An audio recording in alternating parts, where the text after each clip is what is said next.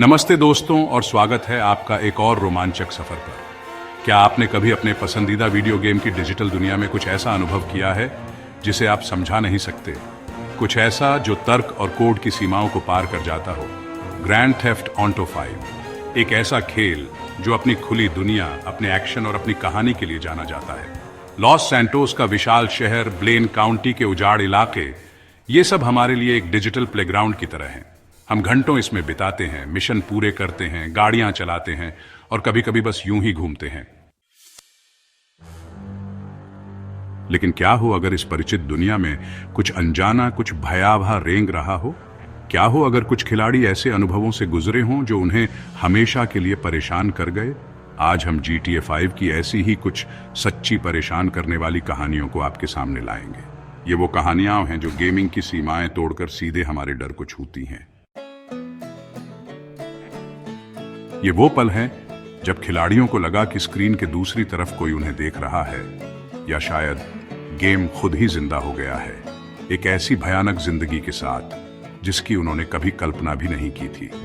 तो अपनी कुर्सियों को मजबूती से पकड़ लीजिए, अपनी स्क्रीन की रोशनी को थोड़ा कम कर लीजिए और अपने हेडफोन को कस लीजिए, क्योंकि आज की रात हम लॉस सैंटोस की उन अंधेरी गलियों में कदम रखने वाले हैं जहां डर हकीकत बन जाता है। ये हैं GTA 5 की 5 सच्ची, दिल दहला देने वाली डरावनी कहानियां। पहली कहानी, पालिटो बे का रहस्य। पालिटो बे GTA 5 के नक्शे का वो उत्तरी किनारा जो अपनी शांत, लगभग भुतही खूबसूरती के लिए जाना जाता है। देवदार के ऊंचे ऊंचे पेड़, समंदर का किनारा और एक छोटा सा कस्बा जो लॉस सैंटोस की भागदौड़ से कोसों दूर महसूस होता है। मैं यानी कि आज की इस कहानी का सूत्रधार हमेशा से ही इस इलाके का दीवाना रहा हूं। जब भी मुझे ऑनलाइन सेशन की मारधाड़ से ऊब होती, मैं अपनी पसंदीदा गाड़ी उठाता और पालिटो बे की तरफ निकल पड़ता। वहां की खामोशी में एक अजीब सा सुकून था, या शायद मैं ऐसा सोचता था उस रात तक। वो एक आम रात थी, या कम से कम शुरुआत तो ऐसी ही हुई थी। मैंने अभी अभी एक लंबा मिशन पूरा किया था और थोड़ा आराम चाहता था। मैंने अपनी मॉडिफाइड इन्फर्नस क्लासिक निकाली और हाईवे पर उत्तर की ओर चल पड़ा। आसमान में हल्के बादल थे और चांद की मध्यम रोशनी सड़कों को नहला रही थी। जैसे जैसे मैं पालिटो बे के करीब पहुंचता गया, मुझे एक अजीब सी बेचैनी महसूस होने लगी। हवा में एक सर्द नमी थी जो सामान्य से ज्यादा थी, और मेरे कानों में हेडफोन के जरिए आ रही गेम की आवाजें थोड़ी दबी दबी सी लग रही थी। मैंने सोचा शायद ये मेरी थकान है। पालिटो बे पहुंचकर मैंने अपनी गाड़ी को मुख्य सड़क से हटाकर जंगल की ओर जाने वाले एक कच्चे रास्ते पर मोड़ लिया। मेरा इरादा था कि मैं समंदर किनारे किसी शांत जगह पर गाड़ी खड़ी करके बस लहरों की आवाज सुनूं। जंगल घना होता जा रहा था और बाहर अंधेरा भी। तभी मेरी गाड़ी की हेडलाइट्स अचानक झिलमिलाने लगी। एक पल को मुझे लगा कि यह गेम का कोई सामान्य ग्लिच है, लेकिन फिर वो ठीक हो गई। मैंने इसे नजरअंदाज किया और आगे बढ़ता रहा। कुछ देर बाद मुझे वो जगह मिल गई जिसकी मुझे तलाश थी। एक छोटा सा क्लिफ जिसके नीचे समंदर की लहरें चट्टानों से टकरा रही थी। मैंने गाड़ी पार्क की, इंजन बंद किया और बाहर निकला। और तभी मुझे पहली बार कुछ गड़बड़ महसूस हुई। वहां एक अजीब सी खामोशी थी, न झींगुरों की आवाज, न हवा का शोर, और न ही लहरों की वो जानी पहचानी गूंज। सब कुछ जैसे थम सा गया था। मेरे रोंगटे खड़े हो गए। मैंने अपने आसपास देखा। घना जंगल मेरे पीछे था और सामने अथाह अंधेरा समंदर। अचानक मुझे अपने पीछे जंगल की गहराई से किसी के चलने की हल्की सी आहट सुनाई दी, जैसे कोई सूखे पत्तों पर धीरे धीरे कदम रख रहा हो। मेरा दिल जोरों से धड़कने लगा। मैंने पलटकर देखा, लेकिन वहां कोई नहीं था, सिर्फ ऊंचे पेड़ और उनके बीच गहराता अंधेरा। मैंने खुद को समझाया कि शायद कोई जानवर होगा, हिरण या लोमड़ी। पालिटो के जंगलों में यह आम बात थी। मैं वापस गाड़ी की तरफ मुड़ा, तभी मुझे फिर वही आहट सुनाई दी, इस बार थोड़ी और करीब, और इसके साथ ही एक और चीज, एक बहुत ही धीमी, लगभग फुसफुसाहट जैसी आवाज। मैं समझ नहीं पाया कि वो क्या कह रही थी या कौन कह रहा था, लेकिन वो आवाज इंसानी लग रही थी, डरी हुई या शायद दर्द में। अब मेरा डर यकीन में बदलने लगा था कि यहां कुछ सही नहीं है। मैंने जल्दी से गाड़ी का दरवाजा खोला और अंदर बैठने ही वाला था कि मेरी नजर विंडशील्ड पर पड़ी। उस पर भाप जमी हुई थी, जैसे किसी ने उस पर सांस छोड़ी हो। लेकिन अजीब बात यह थी कि भाप अंदर की तरफ से नहीं, बाहर की तरफ से जमी थी, और उस भाप पर किसी ने एक उंगली से कुछ लिखा था, एक शब्द, देखो। मेरा खून जम गया। मैंने कांपते हाथों से वाइपर चलाया, लेकिन वो निशान इतनी आसानी से मिटने वाला नहीं था। मैंने घबराकर गाड़ी स्टार्ट की और उसे तेजी से पीछे मोड़ा। हेडलाइट्स की रोशनी जब जंगल पर पड़ी तो एक पल के लिए मुझे लगा कि मैंने पेड़ों के बीच किसी साये को हिलते हुए देखा है। एक लंबा पतला साया जो इंसानी लग रहा था, लेकिन उसकी हरकतें अजीब थीं, गैर फितरी। मैं जितनी तेजी से हो सका गाड़ी भगाता हुआ उस कच्चे रास्ते से वापस मुख्य सड़क की ओर भागा। मेरे दिल की धड़कन मेरे कानों में गूंज रही थी। मुझे ऐसा लग रहा था जैसे कोई मेरा पीछा कर रहा है, कोई अदृश्य शक्ति। मुख्य सड़क पर पहुंचकर भी मेरी दहशत कम नहीं हुई। मैंने रियर व्यू मिरर में देखा, लेकिन पीछे कोई गाड़ी नहीं थी, सिर्फ अंधेरी सड़क और दोनों तरफ घने पेड़। तभी मेरे गाड़ी का रेडियो अपने आप ऑन हो गया। उसमें से कोई गाना नहीं, बल्कि सिर्फ खरखराहट की आवाज आ रही थी, और उस खरखराहट के बीच वही फुसफुसाहट, इस बार थोड़ी ज्यादा साफ। वो कह रही थी, तुम अकेले नहीं हो। मैं चीख पड़ा। मैंने रेडियो बंद करने की कोशिश की, लेकिन बटन काम नहीं कर रहा था। मैंने अपनी गाड़ी की रफ्तार और बढ़ा दी, बस किसी तरह लॉस सैंटोस की रोशनी तक पहुंचना चाहता था। वो फुसफुसाहट लगातार मेरे कानों में गूंज रही थी, कभी धीमी, कभी तेज, और उसके साथ वो खरखराहट जो मेरे दिमाग को सुन्न कर रही थी। जैसे ही मैंने पालिटो बे का इलाका पार किया और हाईवे पर कुछ मील आगे बढ़ा, रेडियो अचानक बंद हो गया। फुसफुसाहट भी गायब हो गई।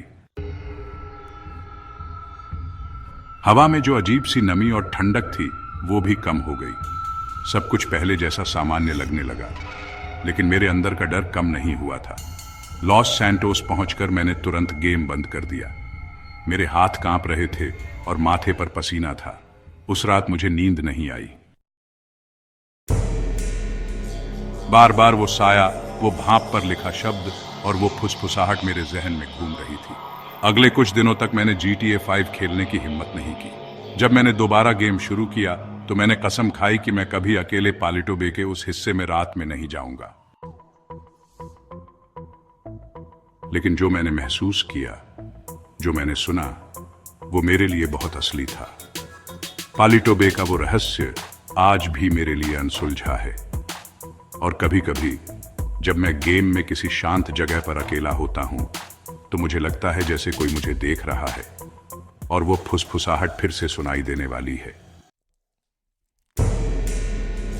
वो अनुभव मेरे जहन में हमेशा के लिए एक गहरे घाव की तरह बस गया है। एक याद कि डिजिटल दुनिया भी कभी कभी बहुत ज्यादा असली और डरावनी हो सकती है।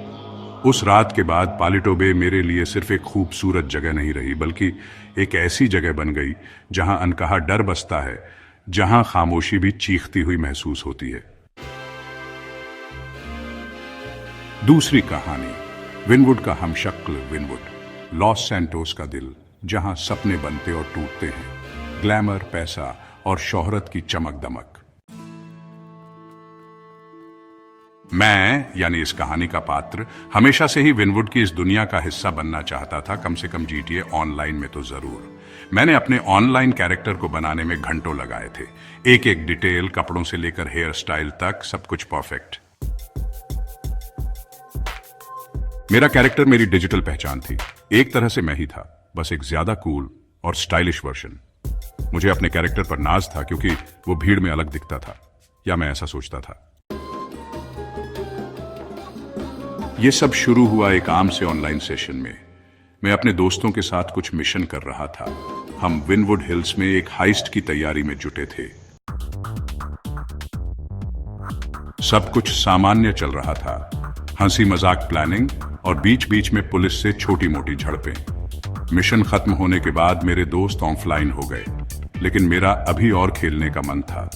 मैंने अपनी पसंदीदा स्पोर्ट्स कार निकाली और विनवुड बुलेवार्ड पर घूमने निकल पड़ा।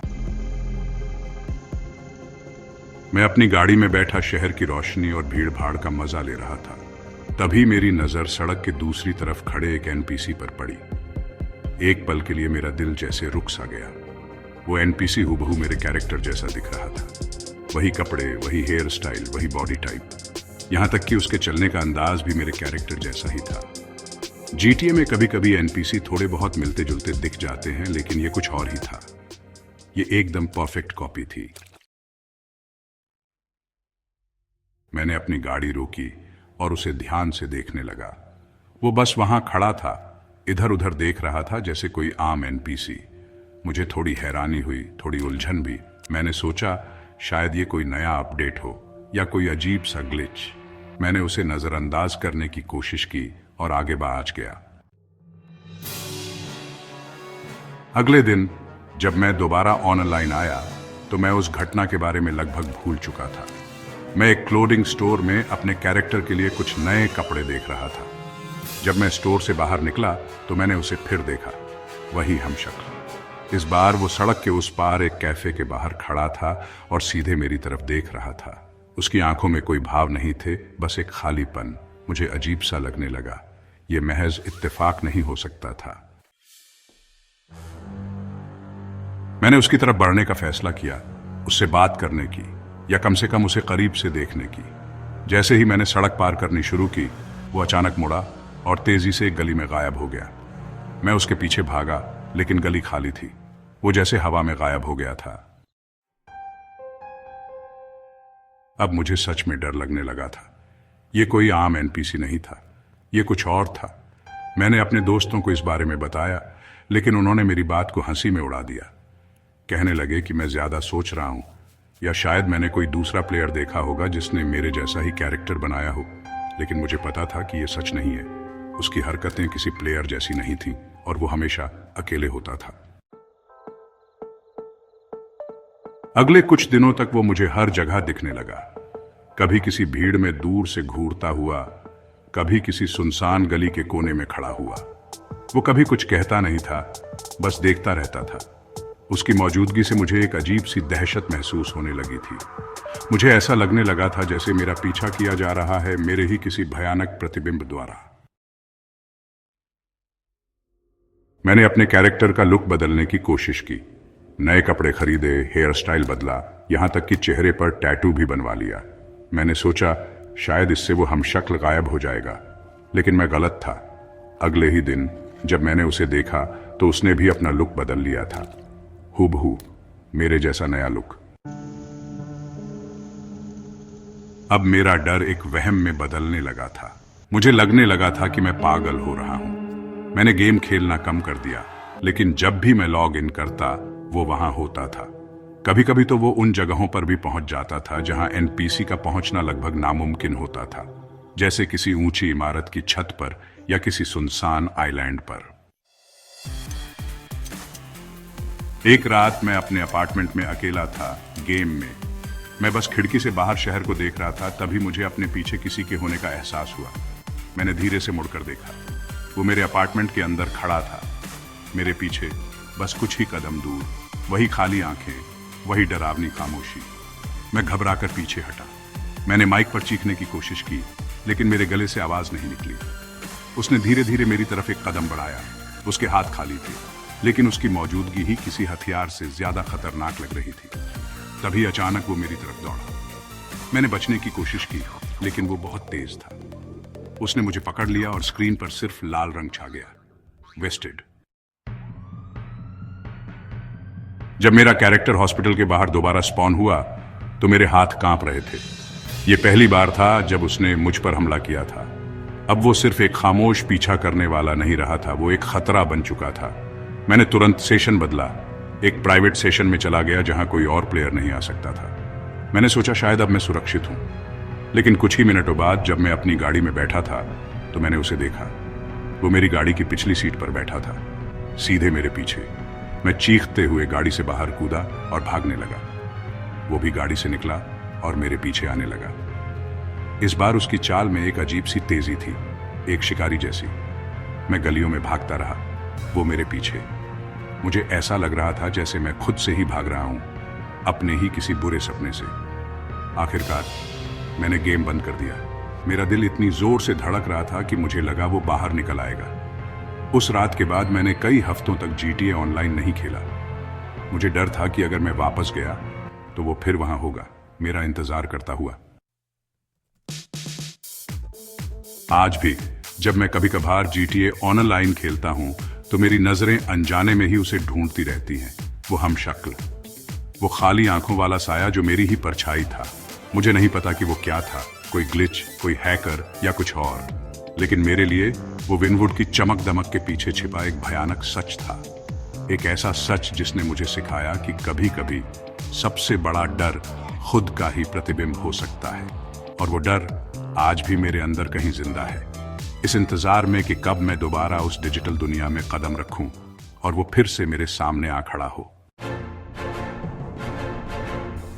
हम में से ज्यादातर लोग जब GTA में गाड़ी चलाते हैं तो रेडियो चलाना पसंद करते हैं।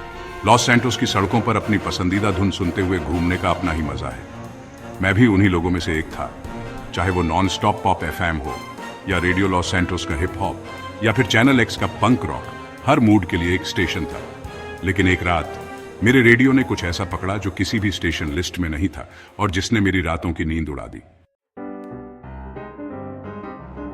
यह कहानी उस समय की है जब मैं ब्लेन काउंटी के रेगिस्तानी इलाकों में काफी समय बिताता था। मुझे वहां की शांति और खुलापन पसंद था।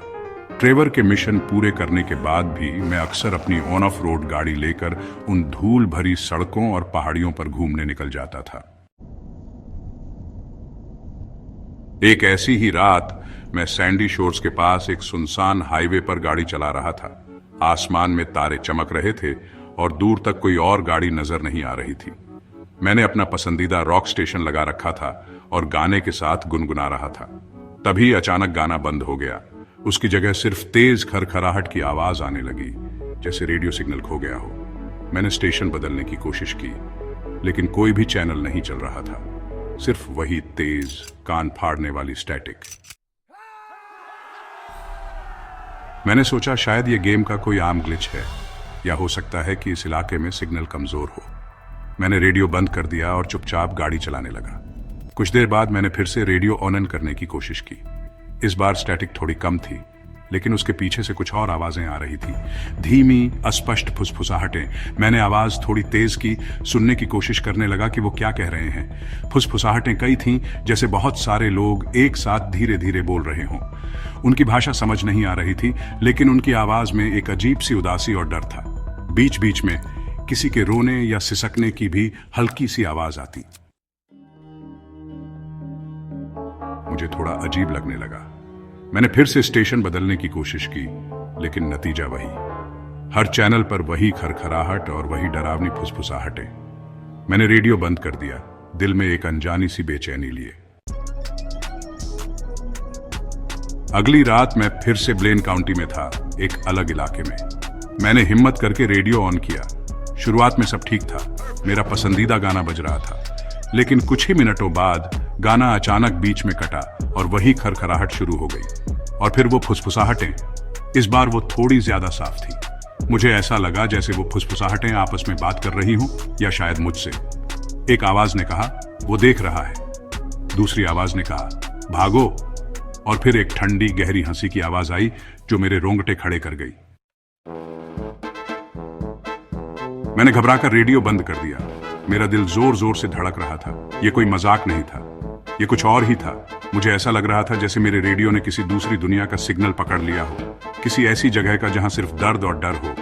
इसके बाद यह सिलसिला रोज का हो गया।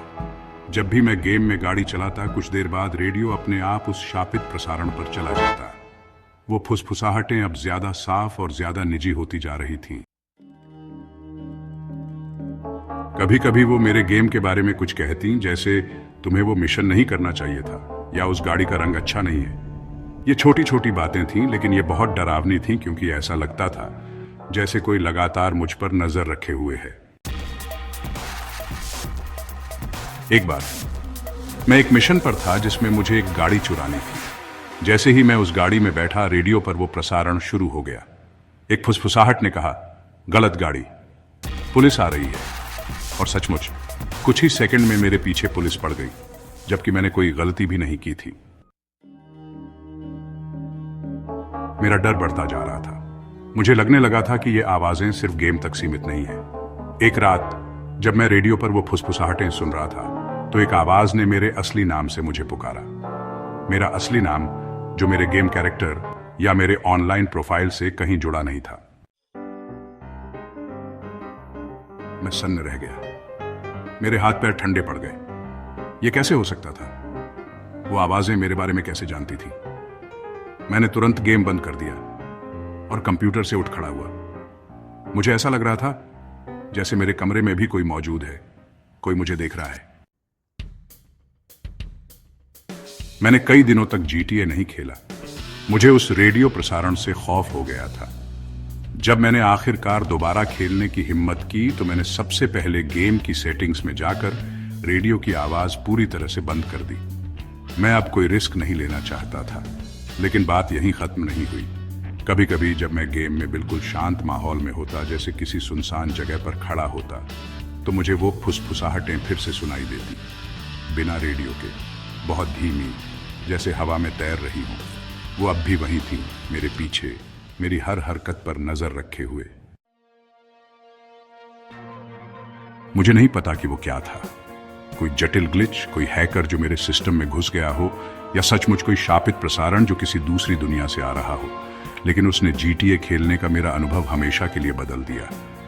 अब जब भी मैं लॉस सैंटोस की सड़कों पर गाड़ी चलाता हूं तो एक खामोशी मेरे साथ चलती है। रेडियो बंद रहता है, लेकिन मेरे कानों में आज भी वो खरखराहट और वो डरावनी फुसफुसाहटें गूंजती रहती हैं। और मुझे हमेशा ये डर लगा रहता है कि कहीं वो फिर से किसी अनजाने तरीके से मुझसे बात करने की कोशिश न करे।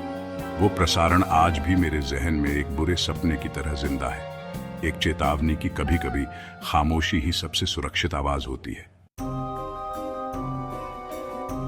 चौथी कहानी, माउंट चिलियार्ड के बच्चे। माउंट चिलियार्ड GTA 5 का सबसे ऊंचा और सबसे रहस्यमयी पहाड़। इसकी चोटी पर बना वो अजीब सा नक्शा, UFO की कहानियां और न जाने कितने अनसुलझे रहस्य इसे खिलाड़ियों के बीच हमेशा चर्चा का विषय बनाए रखते हैं। मैं भी उन खिलाड़ियों में से एक था जो माउंट चिलियार्ड के रहस्यों को सुलझाने की कोशिश में घंटों बिताते थे।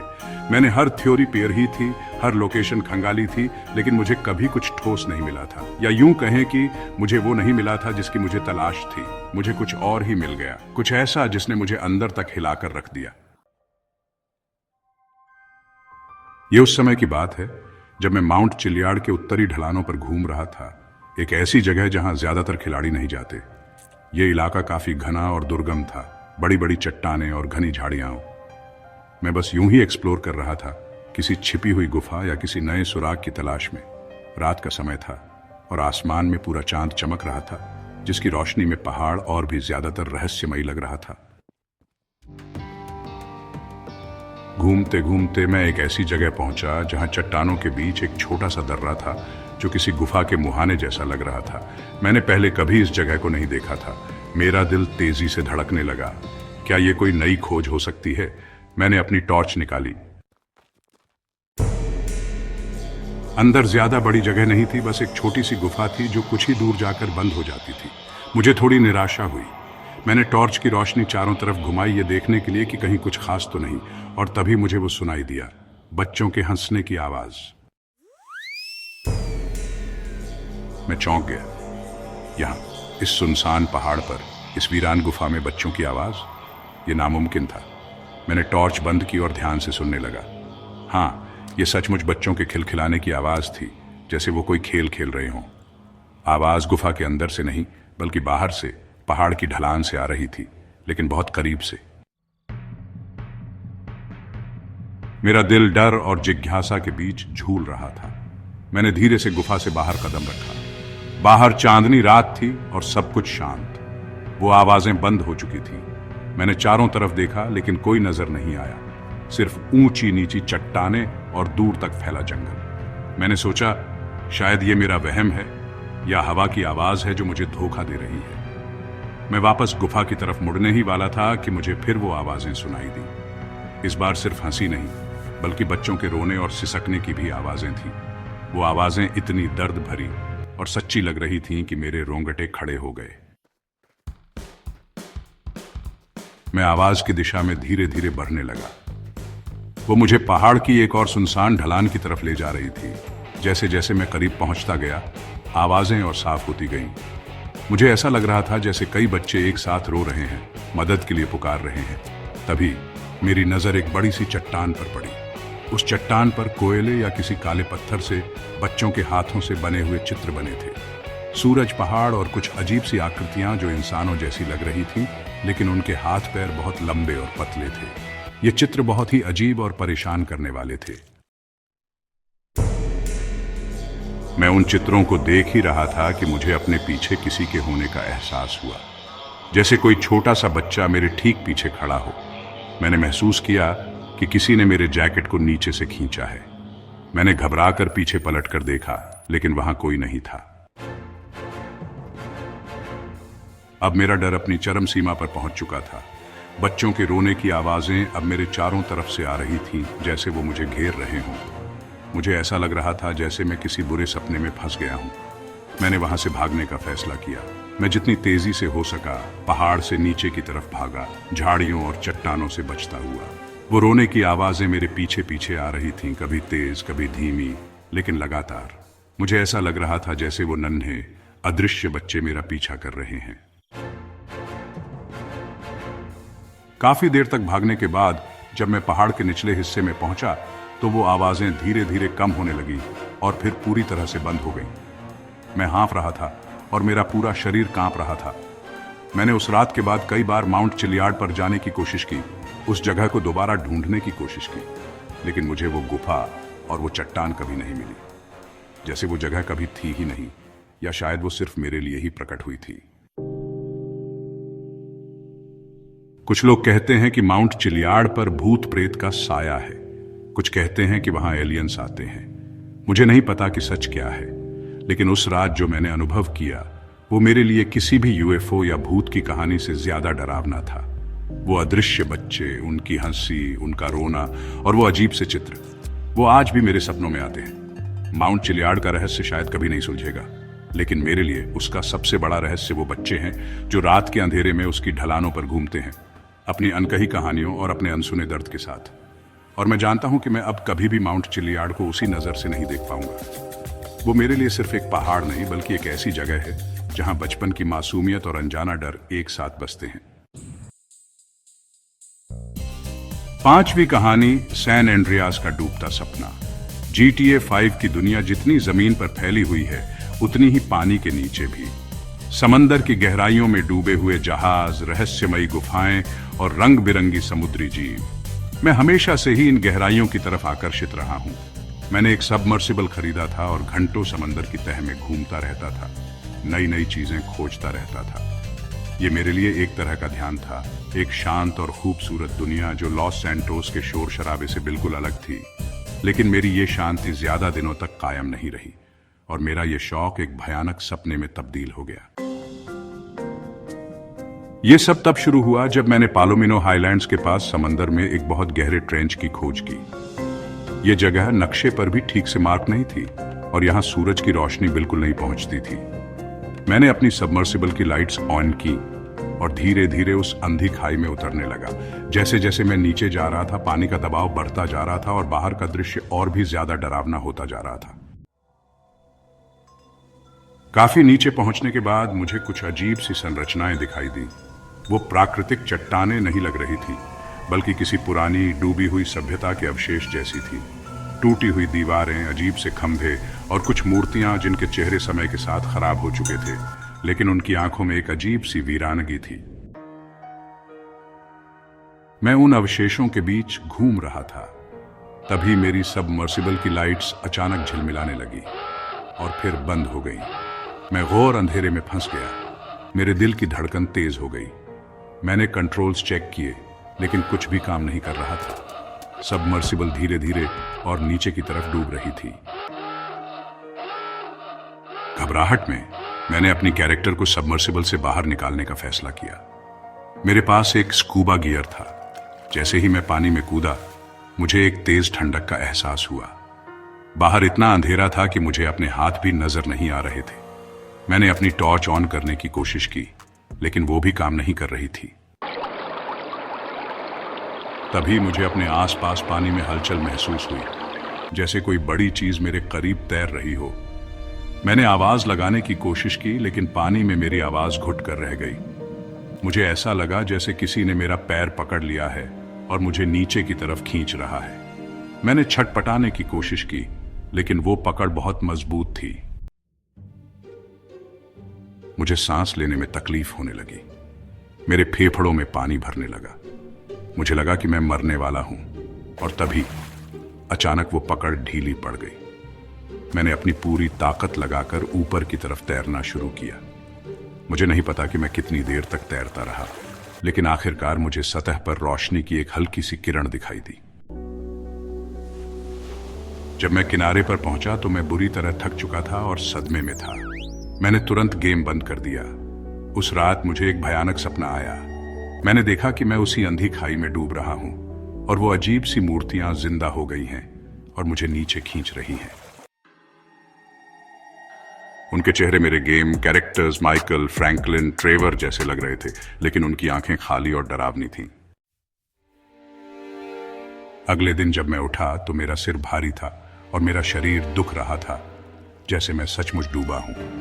मैंने सोचा कि यह बस एक बुरा सपना है, लेकिन जब मैंने GTA 5 दोबारा शुरू किया तो मुझे कुछ अजीब लगने लगा। जब भी मैं पानी के पास जाता, चाहे वो समंदर हो, झील हो या स्विमिंग पूल, मुझे एक अजीब सी घबराहट महसूस होने लगती। स्क्रीन पर पानी की लहरें थोड़ी ज्यादा तेज और अशांत नजर आने लगी। कभी कभी मुझे पानी के अंदर से अजीब सी आवाजें सुनाई देती, जैसे कोई मुझे बुला रहा हो। धीरे धीरे यह असर सिर्फ पानी तक सीमित नहीं रहा। कभी कभी जब मैं शहर में गाड़ी चला रहा होता तो अचानक सड़क गीली नजर आने लगती, जैसे बारिश हुई हो, जबकि मौसम बिल्कुल साफ होता। इमारतों की दीवारों पर पानी के बहने के निशान दिखने लगते। मेरे कैरेक्टर के कपड़े भी कभी कभी गीले नजर आते, बिना किसी वजह के। और वो डूबने वाले सपने और भी ज्यादा भयानक और असली होते जा रहे थे। हर रात मैं खुद को सैन एंड्रियास के किसी न किसी पानी के सोर्स में डूबता हुआ पाता। कभी लॉस सैंटोस के बंदरगाह पर, कभी ब्लेन काउंटी की जैंकूडो नदी में, और कभी कभी तो अपने ही अपार्टमेंट के स्विमिंग पूल में। हर सपने में कोई ना कोई गेम कैरेक्टर मुझे नीचे खींच रहा होता, उसका चेहरा विकृत और डरावना। मैंने गेम खेलना लगभग बंद कर दिया था। मुझे डर लगने लगा था कि यह गेम मेरे दिमाग पर हावी हो रहा है, कि इसकी डरावनी दुनिया मेरी असल जिंदगी में घुस रही है। मैंने ऑनलाइन फोरम्स पर इस बारे में पता करने की कोशिश की, लेकिन किसी और ने ऐसा अनुभव नहीं किया था। एक आखिरी बार मैंने उस ट्रेंच में वापस जाने का फैसला किया। शायद अगर मैं अपने डर का सामना करूं तो यह सब खत्म हो जाएगा। मैंने एक नई सबमर्सिबल ली और उसी जगह पहुंचा। इस बार मैं ज्यादा सावधान था। जैसे ही मैं उस खाई में उतरा, वही अजीब सी बेचैनी मुझे फिर से महसूस होने लगी। लाइट्स फिर से झिलमिलाने लगी, लेकिन इस बार मैंने देखा कि उन डूबी हुई संरचनाओं पर कुछ लिखा हुआ था, किसी अनजानी भाषा में। और उन मूर्तियों के चेहरे वो अब भी विकृत थे, लेकिन मुझे लगा जैसे वो मुझे घूर रही हैं, इंतजार कर रही हैं। तभी मेरी स्क्रीन पर एक अजीब सा विजुअल ग्लिच हुआ। सब कुछ पानी के अंदर जैसा दिखने लगा, धुंधला और विकृत। मुझे अपने हेडफोन में पानी के बुलबुलों की आवाज सुनाई देने लगी और मेरे कैरेक्टर की सांसें तेज हो गईं, जैसे वो सचमुच डूब रहा हो। मैं घबराकर सबमर्सिबल को ऊपर की तरफ ले जाने लगा। जैसे ही मैं सतह के करीब पहुंचा, ग्लिच खत्म हो गया। सब कुछ सामान्य हो गया, लेकिन मेरे अंदर का डर और भी गहरा हो गया था। उस दिन के बाद मैंने GTA 5 को अनइंस्टॉल कर दिया। मैं और बर्दाश्त नहीं कर सकता था। वो डूबते हुए सपने, वो पानी का डर, वो अजीब से विजुअल्स। ऐसा लगता था जैसे गेम ने मेरे अंदर कोई गहरा घाव छोड़ दिया है। आज भी जब मैं कभी पानी को देखता हूं तो मुझे एक पल के लिए वो खाई और वो डरावनी मूर्तियां याद आ जाती है, और मुझे डर लगता है कि कहीं वो सपना फिर से न लौट आए। सैन एंड्रियास का वो डूबता सपना आज भी मेरे लिए एक हकीकत है, एक ऐसी हकीकत जिसने मुझे सिखाया कि कभी कभी हमारे पसंदीदा खेल भी हमारे सबसे बड़े डर का दरवाजा खोल सकते हैं। तो ये थी GTA 5 की 5 सच्ची परेशान करने वाली कहानियां। ये अनुभव हमें याद दिलाते हैं कि डिजिटल दुनिया की चमक दमक के पीछे भी अनजाने डर छिपे हो सकते हैं। आपको इन कहानियों का कौन सा हिस्सा सबसे ज्यादा भयानक लगा? नीचे कमेंट्स में हमें जरूर बताएं। और अगर आपको ये वीडियो पसंद आया तो इसे लाइक करें, अपने दोस्तों के साथ शेयर करें और हमारे चैनल भय का सफर को सब्सक्राइब करना ना भूलें, ताकि आप हमारी आने वाली और भी डरावनी कहानियों का हिस्सा बन सकें। तब तक के लिए अपना ख्याल रखें और अंधेरे से सावधान रहें।